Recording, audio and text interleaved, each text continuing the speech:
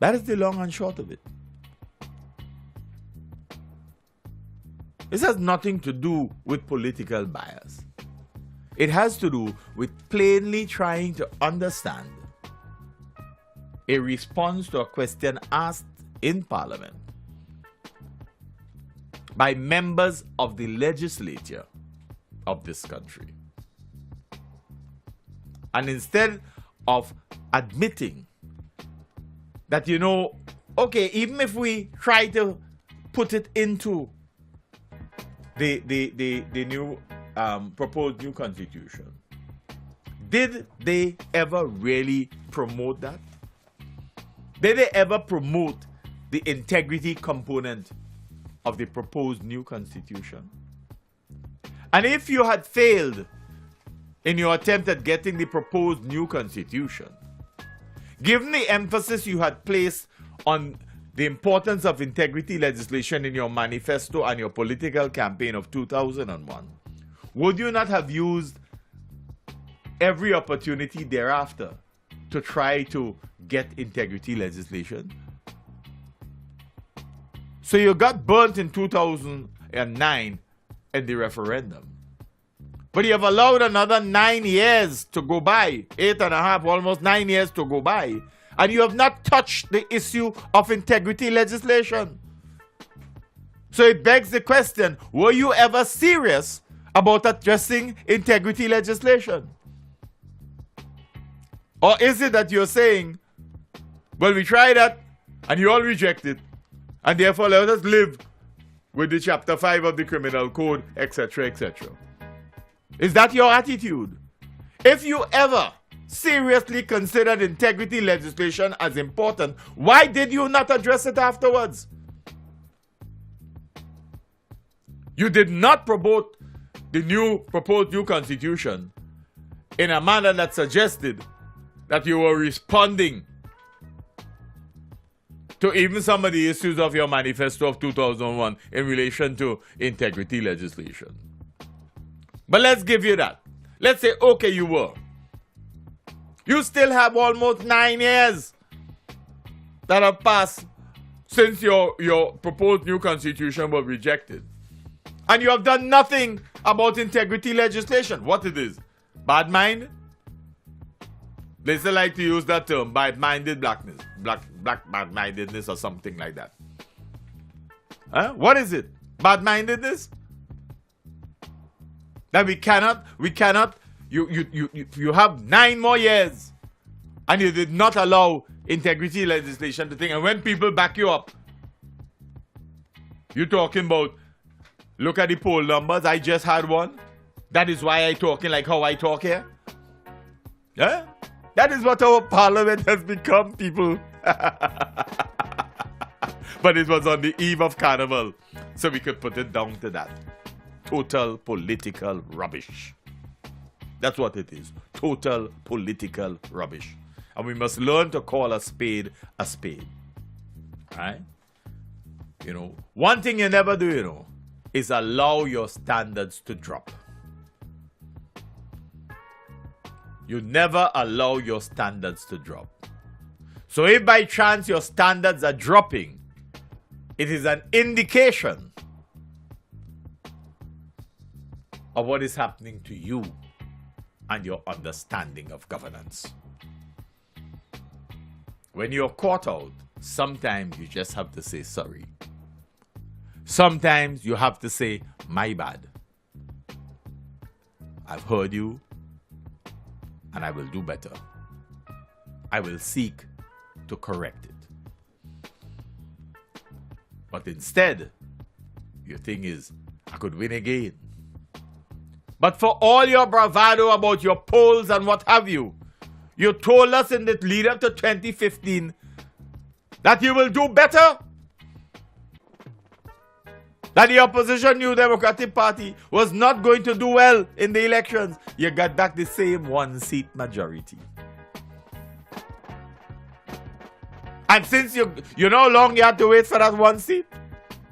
You remember how long after all the other poll numbers were in, it took before Central Leeward came in?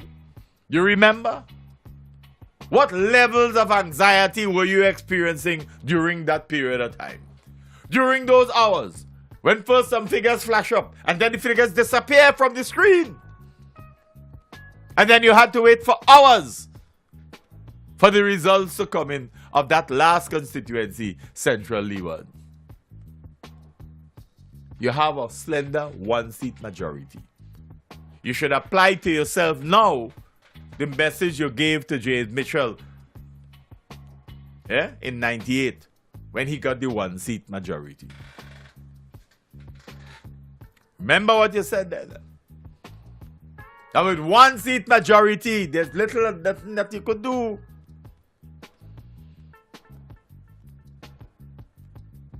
Remember how you all viewed it. But when you have the same one-seat majority, you're behaving as though that gives you the world. And you have the wind behind your back.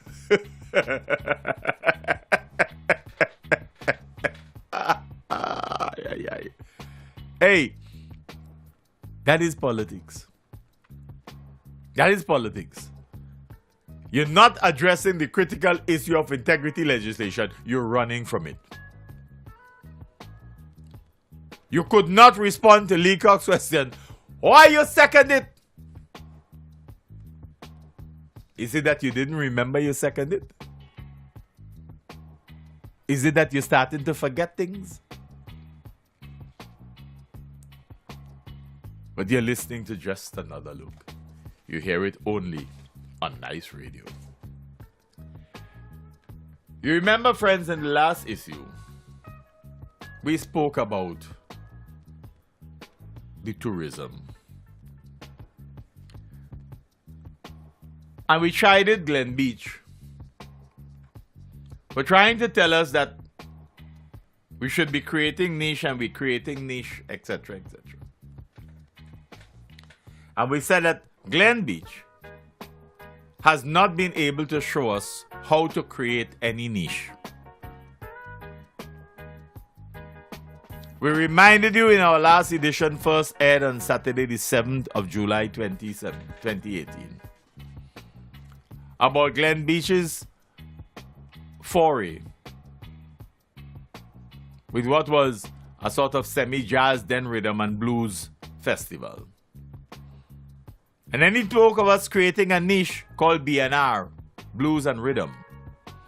And Just Another Look says the world must be laughing at us because they must be sure that we're making a mistake. That we don't understand that it's rhythm and blues and not blues and rhythm. What was he thinking at the time when he talked of transforming our festival to blues and rhythm? Where did that concept come from? We don't know.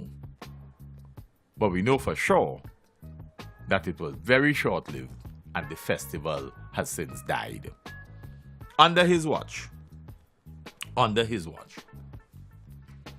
Now, as the head of the Tourism Authority, we have an international airport, so that has become everything. And we have said that here he goes talking about niche again. And we are saying that he's not very much aware of what he is speaking. He's not done enough research. And he may very well be talking off the top of his head.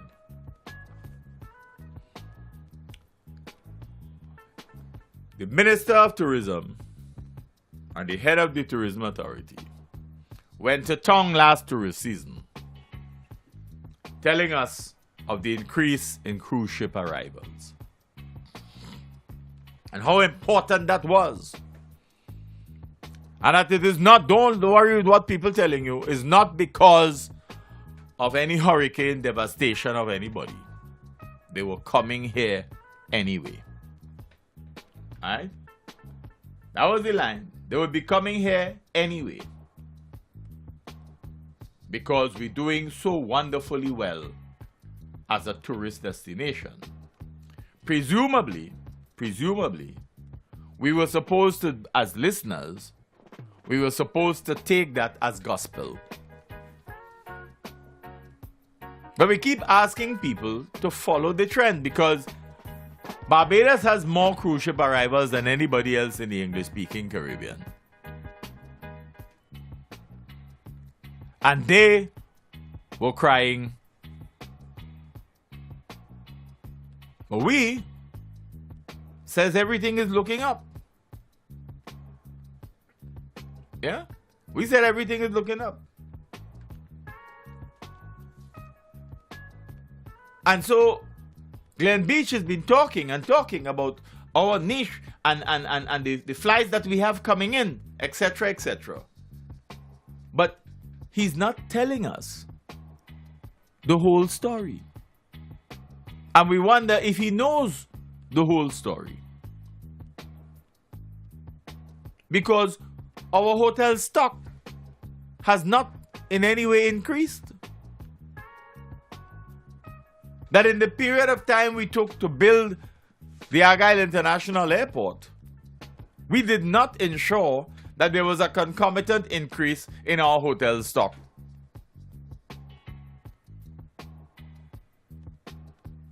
Yeah? And because everybody else talking about bread and breakfast across the world, we suddenly start talking about it. It sounds nice. But hello, what measures are we really putting in place to facilitate that? He's talking about American Airlines finally coming 1 day a week, Saturdays. 1 day a week. Yeah?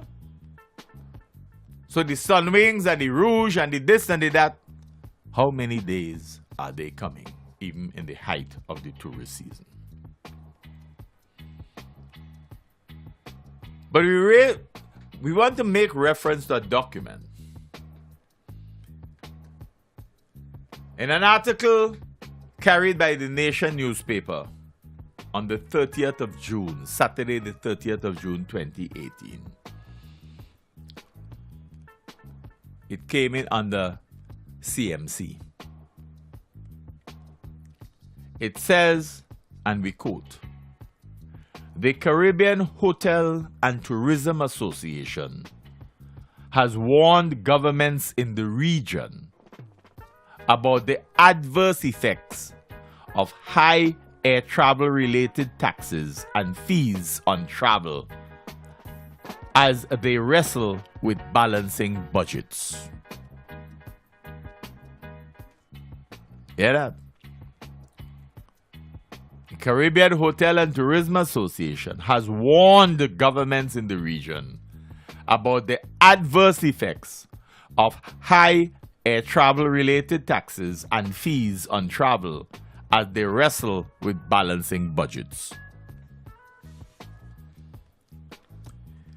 The Director General and Chief Executive Officer of the Caribbean Hotel and Tourism Association, Frank Comito, is quoted as saying, we quote, "We recognize the challenges facing countries, but it is our duty to point out that taxing for additional revenue may have a reverse effect, as tourists may choose not to travel to or within the Caribbean and instead select other destinations because of the high cost of our destinations." End of quote. Glen Beach, you listening? You're listening. Engage brain. Engage critical thinking skills. This is the reality. This is the reality. We can't just assume that because we have created an international airport, that tourism automatically looks up. There are other factors that impact tourist arrivals and impact tourist spend.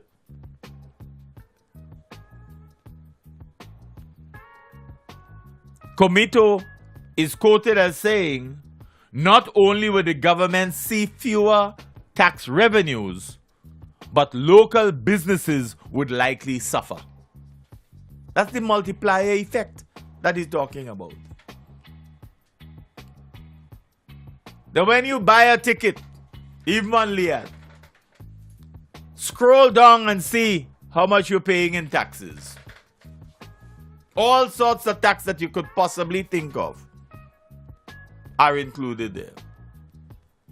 All sorts of taxes. So when you buy a ticket from Liat, at the bottom it has price details. Yeah? So they tell you airport charge, ticket tax, fuel surcharge, security surcharge. Then if you're passing through Barbados, there's a PFC fee. Then there's a service fee. Yeah? That's what they're talking about, you know. All these additional fees and taxes that we're putting on people. And yet we want them to travel. We want them to travel. Let's go from Comito again.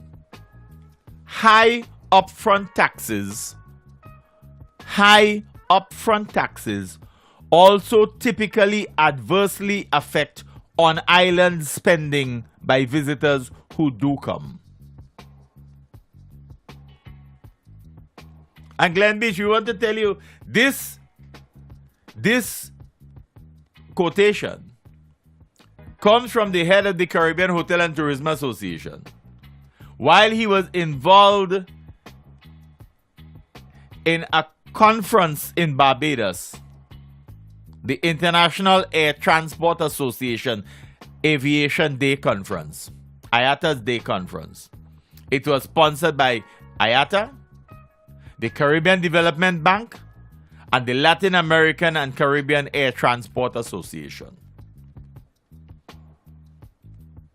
These people are concerned as to what is happening. Are you aware of these comments? Comito went on to say, they will either opt for shorter stays or spend less on activities, restaurants, and attractions to offset the additional cost.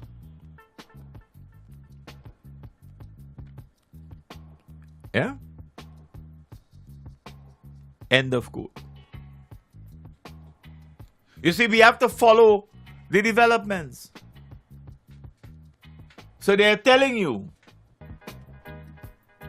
when the British government imposed the tax in 2010, they imposed duties on travelers to and from Britain. Right? This is what he said happened. Quote, as the cost of family travel increased by hundreds of dollars, travel demand declined, impacting net tax revenue and employment in those Caribbean destinations which had a high percentage of UK-based and transient travelers. End of quote. Alright? That is the reason why Barbados led the Caribbean lobby against it. Because they recognized how much it was hurting them. The paper says, and we quote, Comito said while Caribbean tourist arrivals have grown in recent years, the region continues to lose global market share and growth within the region. Travel is currently heavily skewed to less expensive destinations. End of quote. Are we listening? So, in the midst of increased tourist arrivals, we have had decreased spending by the tourists who come. It's the reason why we keep saying to you, don't tell us plenty people come. We've said that to Sesmaki with regard to his boast about the numbers that are coming for 9 Morning. There's no statistical evidence of anybody leaving anywhere to come really in large numbers to the 9 Morning celebration, but they tout it anyway. But there's no evidence of increased spending as a result of that. So even if we give it to you that yes, you are talking the truth, more people come, how much have they spent? So we got so many more tourist boats here last year. What was the spend? You cannot just assume, because the only money you are guaranteed from the cruise ship is the per head tax. That's all that you are really guaranteed. What else do they spend on? How much do they spend? What is the average tourist spend in this country? So here is the Caribbean Hotel and Tourism Association CEO telling you that we have increased arrivals but declining spend. So there's a net decline in the tourism industry in the Caribbean.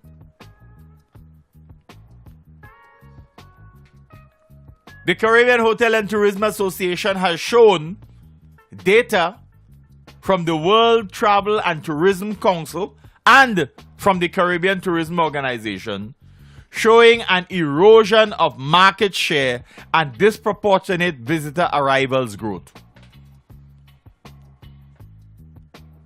That's a quotation. The CHTA cited data from the World Travel and Tourism Council and the Caribbean Tourism Organization showing an erosion of market share and disproportionate visitor arrivals. The article continued and we quote, likewise, the Caribbean Hotel and Tourism Association says intra-Caribbean travel, that is travel between our islands in the Caribbean, has declined significantly as the cost of travel within the region has skyrocketed. End of quote. Yeah? It is easier for some of our people to travel to the United States than it is to travel between our islands. And the CARICOM heads sit down and talk all sorts of things and not paying attention to this. We wonder why we are still so divided. We have allowed the water to separate us. And our individual greed to blind us to the immense potential that we may possess if we unite as a region. But every prime minister or president wants to be a little King Tut. Lord of all he surveys. To what end? Huh? Intra-Caribbean travel has declined significantly as the cost of travel within the region has skyrocketed. What part of that Glenn Beach doesn't understand? Huh?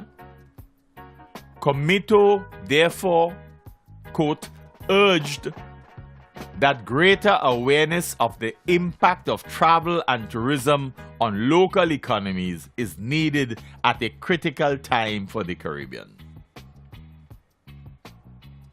That's what he's telling government and our people.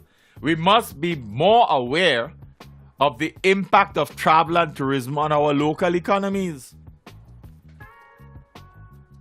He is quoted as saying, quote, we need to incentivize travel on the front end.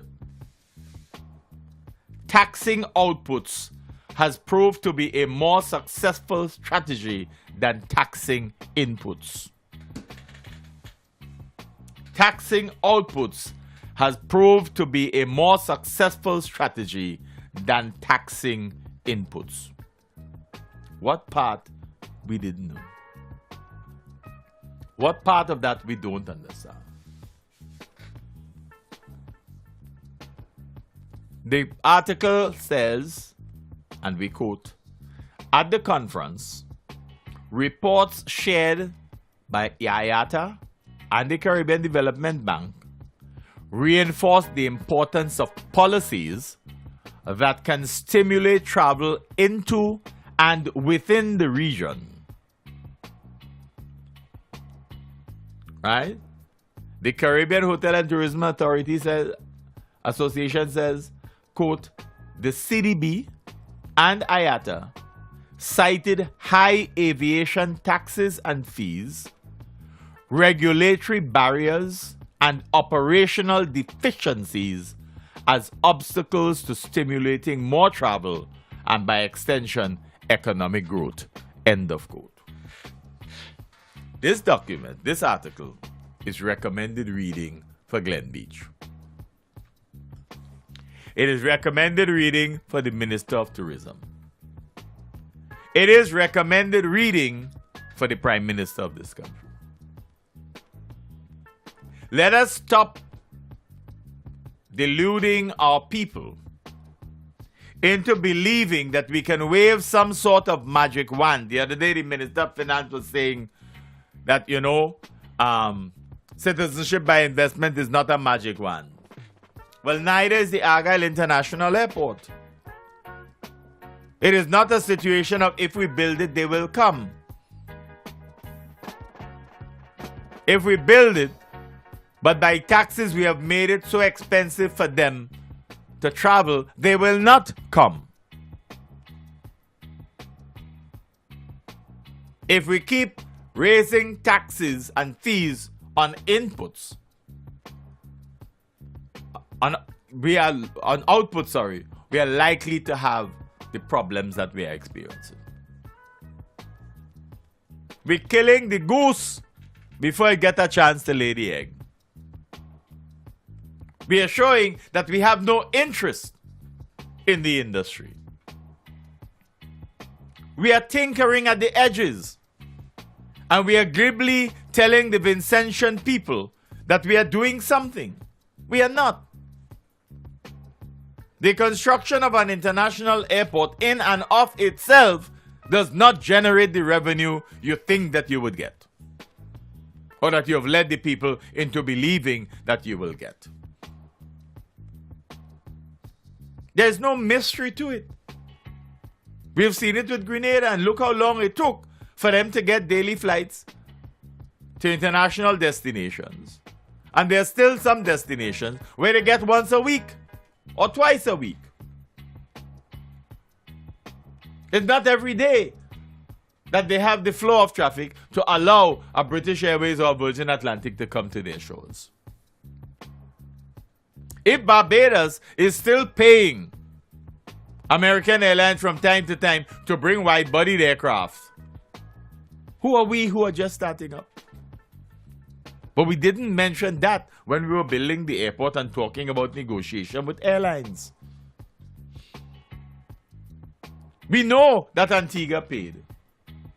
We know that St. Kitts and Grenada are still paying. We know for how long St. Lucia paid. So clearly we knew we had to pay.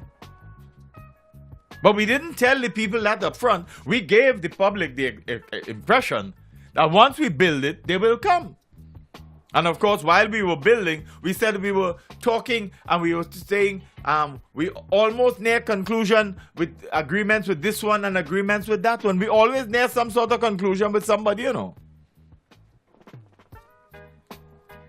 And when the people here come, we then turn around and say, you know how hard it is to negotiate? Here the Prime Minister talking and say, people don't understand. These negotiations are very sensitive negotiations, but he forgot that while they were building, they were telling us how well the negotiations were going. But they couldn't tell us which airlines they were negotiating with because the negotiations were so sensitive. That's why we tell you, apply your critical thinking skills, you know. Because when you read last weekend newspapers, when you read the newspaper of Friday, July 6th, follow the story with regard to the diagnostic center. Follow the comments made at different stages along the way about cost, about how soon it will finish, etc., etc. And you keep going on and on and on and on and on. And they don't feel embarrassed that what they said before may have been a lie. So it's not just the cost. and the cost overruns, it is also the time frames. It's either you know when it's finishing or you're not knowing when it's finished. Because if things are not finished by a certain time, you run the people out of your house. It's not what you do with building contractors. You take them to court. But we already say that some of the people are unschooled and possessive of a sort of learned helplessness, that they are untutored, that they're dishonest and malignant, that they are the lowest common denominator and minority wrongs. So we could tell them anything. Isn't that the mode of operation? We could tell them anything. And they have to believe it because we're in charge. Isn't that the attitude that we have? Isn't that the attitude that we have? So similarly, we have not spoken the whole truth about the Argyle International Airport. Just as we've not spoken the whole truth about the diagnostic center. We keep getting changing stories along the way. And thankfully, we have media houses that are honest enough to tell the truth and to bring it to the fore, to say, well, do you remember what was said when it's at such a time about when the diagnostic center was going to finish and when it would cost and who would put up most of the money? Thankfully, we have the chronology. The media, at least some of them, have been honest enough to chronicle these phases for us, to let us know this is what passes for governance in St. Vincent and the Grenadines in 2018. Yeah? That you still bold-facedly come before us and tell us a whole set of rubbish, and we are supposed to buy it because it finished now, it looked good, you see how nice it is? It doesn't cut it. We're a people with some modicum of sense, some modicum of education. But it appears at times that when the Prime Minister and some of his minions speak, that they forget that they said they were creating an education revolution. Well, that revolution could not have meant the non-application of your critical thinking skills. If anything, it should enhance your critical thinking skills. Other than that, it is a failure. But you have proclaimed that you have an education revolution, and then you can come and tell us this rubbish about NDP had a chance to help you with the introduction of integrity legislation because they should have helped you win the referendum. Totally nonsensical, but politically opportunistic.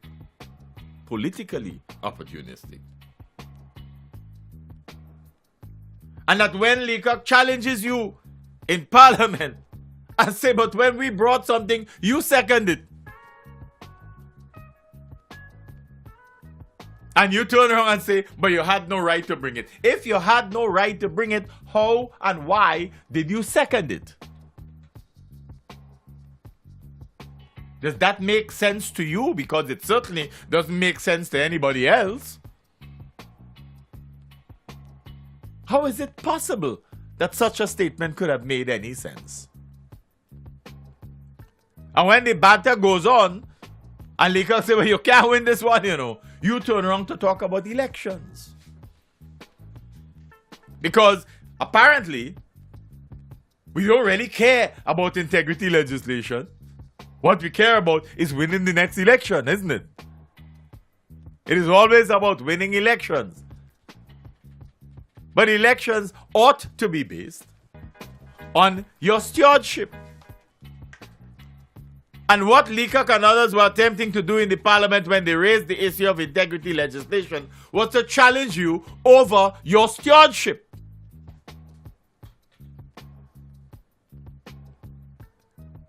And you browbeat, and find all sorts of attempts to wiggle out of it. And you couldn't. And it's all over the media. It's all over the media. Similarly, thankfully, the media took the time, the newspaper took the time to chronicle the goings-ons with regard to what was said publicly regarding the diagnostic center. Luke Brong is a young budding politician. And if he learns anything, he should understand the principle on which his father stood recently when he made the comments in relation to statements made by Julian Francis. What he should take note of was the principle. As a young politician, take your time and learn. Don't be anxious to rush into the fray and end up being a sacrifice. Because you're no lamb, so you can't be a sacrificial lamb, but you could end up being sacrificed. You could end up being sacrificed on the altar of political expediency in large measure by your own doing.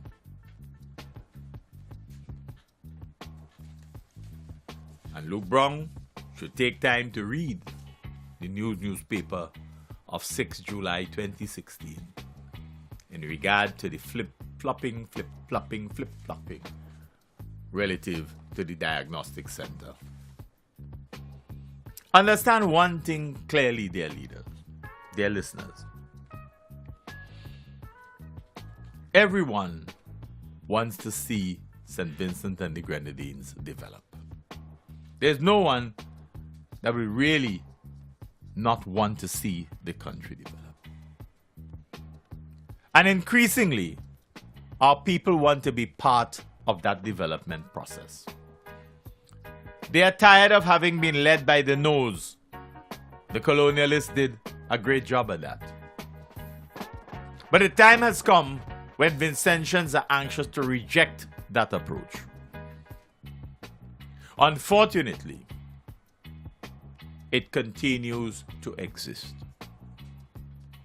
Successive governments continue to take their responsibility as one that leaves the people out of it. The Unity Labour Party came to power, or came to office, on a political platform that promised a number of changes, which, if they were implemented, would have brought this society together. On the very evening that he was elected in 2001, Gonzalez, in his presentation on television and radio, said, during the campaign, the mantra was Labour now. Now that we have won and we formed the government, the new mantra must be together now. Just another look can say categorically that over the last 17 and a half years of ULP governance, there has been no genuine attempt at together now.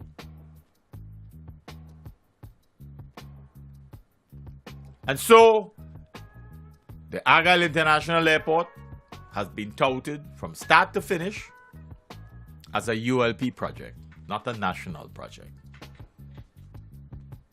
The same has been done with regard to the diagnostic clinic. It is how they govern. It is a part of the political culture that they have been unable to extricate themselves from.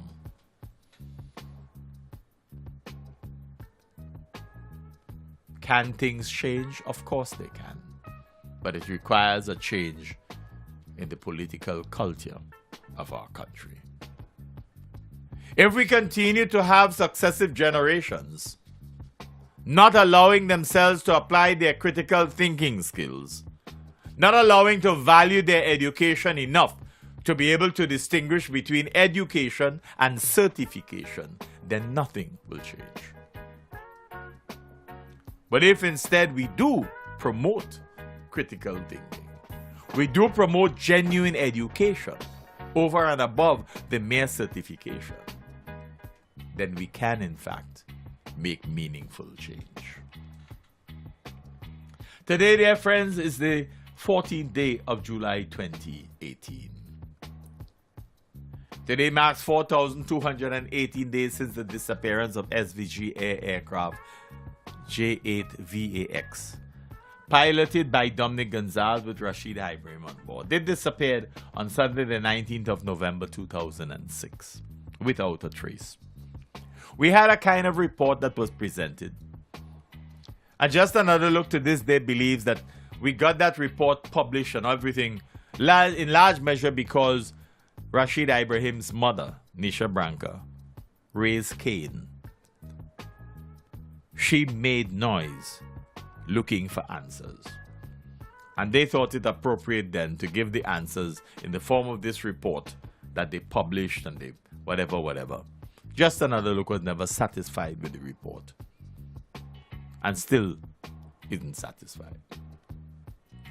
But as fate would have it, inside 4 years, 2,795 days ago, another SVG Air aircraft disappeared. J8SXY, piloted by Suresh Lakram. Whereas J8VAX was coming from Canoan to St. Vincent, J8SXY was going from St. Vincent to Canoan. Likewise, it disappeared without a trace. We're not sure whether or not a report was done. What we know is it has never been published. The disappearance of J8SXY has not received 1/10 of the attention that J8VAX received. And that includes the non-publication of any comprehensive report undertaken on that aircraft's disappearance.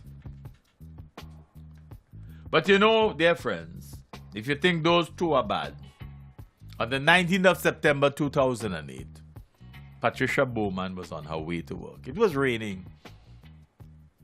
And as she slowed down in Ratto Mill, getting ready to turn to go into her workplace, the wall of somebody's home collapsed on her.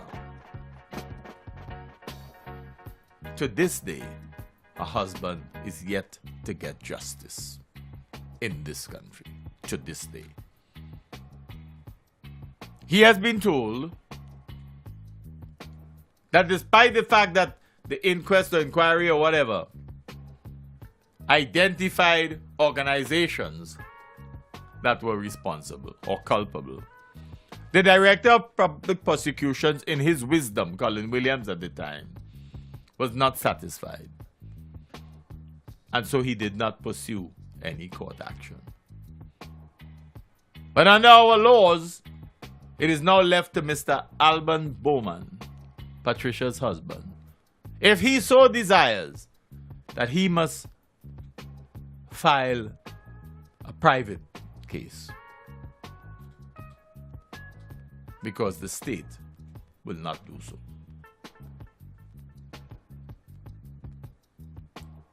He is not prepared to do that because he believes that the evidence was clear. So he stays waiting on justice. Enough said. You've been listening to another edition of Nice Radio's Callaloo presentation, Just Another Look. Just Another Look is an innovative, exciting, albeit decidedly provocative, and yes, certainly controversial socio-political analysis of issues of a local, regional, and international nature.